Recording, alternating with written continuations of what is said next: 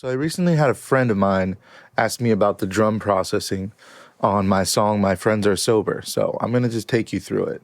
So the main drum sound I'm using is this loop. It's actually called 2000s pop, which is ironic because that's totally the sound I was looking for. Typically, I'll take a drum loop that I like and either add some stuff to it, chop it up, or completely remake it. But the vibe of this performance seemed to just really capture what I was looking for. And this is a sample from a splice kit called J Views, and this is what it sounds like by itself.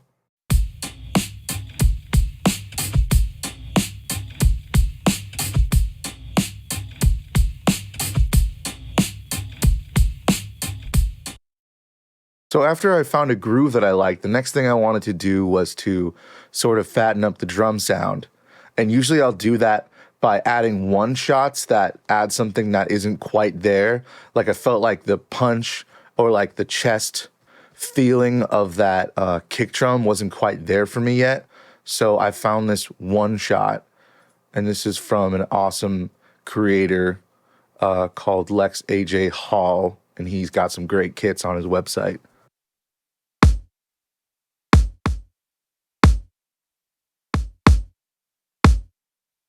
I'm just adding a kick where the kicks are on the original pattern, and I'm just beefing it up a little bit.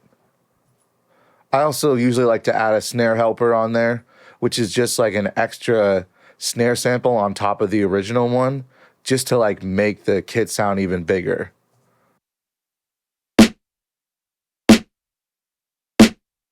So it's kind of this like pretty almost hip hoppy saturated sounding snare.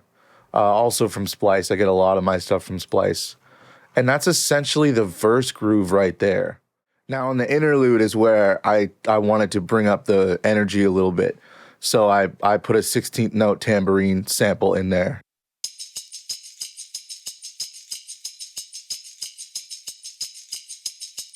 If you look down here too, you can see I have this one shot crash that I was just throwing on the beginnings of choruses or big sections to accentuate that energy. So that's pretty much what's going on with the drums. Other than that, there's some little production things I can show you on how I process these drums. So on this main loop here, I've just got a couple EQs that are filtering out some of the highs in that hi-hat pattern, just so that it's not competing with the S's in my vocals. And I also use Soothe 2 to even more tame those harsh high ends in those hi-hats. The splice samples have essentially nothing on them. A lot of these samples are already processed the way that I wanted when I picked them. Now let's talk about the drum bus, where I'm sending all of my samples and loops to kind of give them a glued, cohesive sound. So first I'm compressing them through one of my favorite compressor settings, which is just Logic's built-in platinum analog tape. I can't explain it, but just sometimes certain presets work for me. Obviously, like a tiny bit of tweaking, but I pretty much just use that preset on a lot of the things that I like the tape compression that it does. Next, I'm running it through Slate virtual tape machines.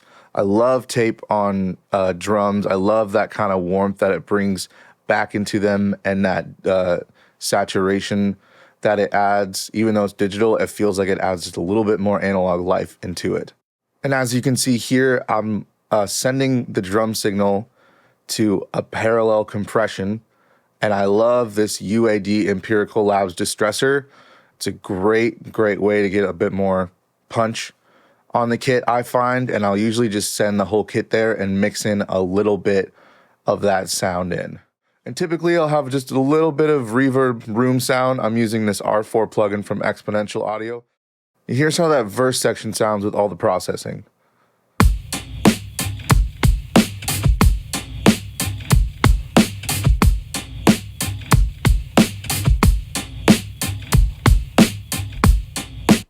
The next little trick I use to add a little bit of variation and movement in my drums is what I believe is called resampling. So basically, I bounced the whole verse drum loop into a stereo track, and then I downgraded it by putting retro color on it to make it sound crappier and like almost like I sampled it right off of the vinyl, so that I could do this classic little kind of filtered drum break for the pre-chorus section.